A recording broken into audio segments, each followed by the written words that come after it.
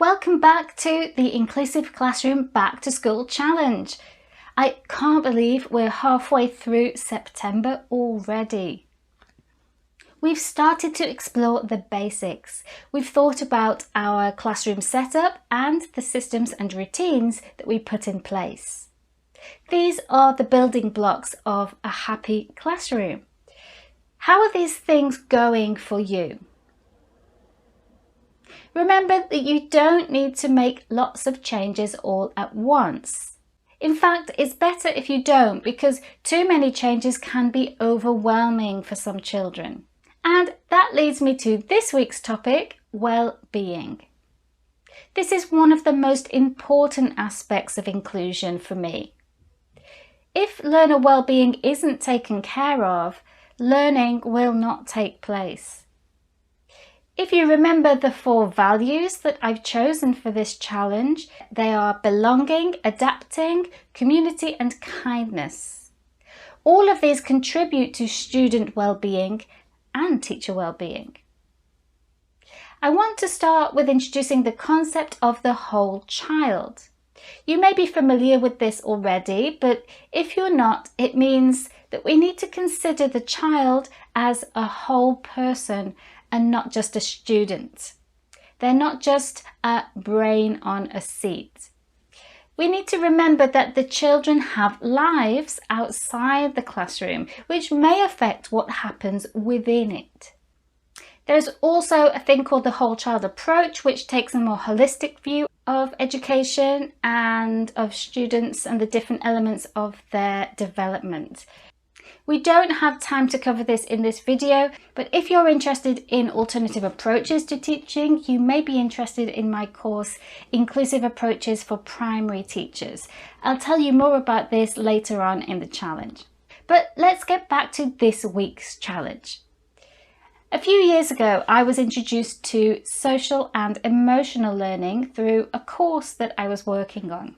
It made me realise that I hadn't been thinking enough about the relationships in the classroom, and I discovered that there was a need for teaching or helping students learn how to express and deal with their emotions. We often think of classroom management as a set of rules that students must learn to follow, and that when things go wrong, it's because a student is purposefully not following the rules. However, that is often not the case. Many classroom management issues stem from social and emotional difficulties, often because a child is not aware of their feelings or able to express them, especially in English. 2 of the basic social and emotional areas are self-awareness and self-management. We can set up systems and routines to help students with these areas. For example, we could have a quick check-in and check-out session at the beginning and end of the lesson to find out how students are feeling and whether anything is bothering them. Because I can guarantee you that if something is bothering a child, that will become a classroom management issue at some point in the lesson.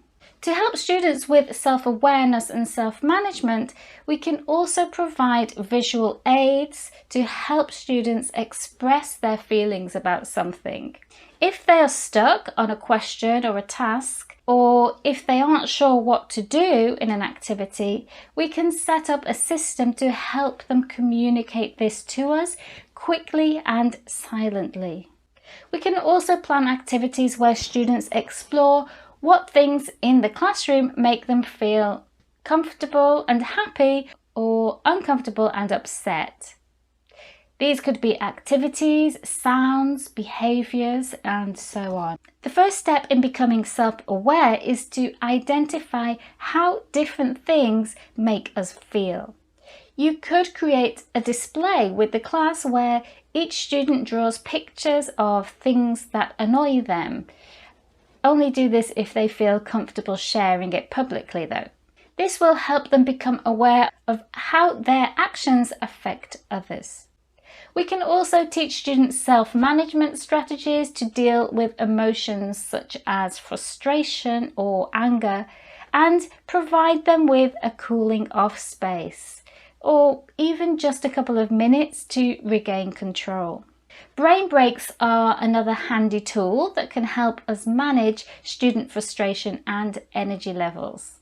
A brain break is a very short activity of maybe 1 or 2 minutes that is completely unrelated to the lesson.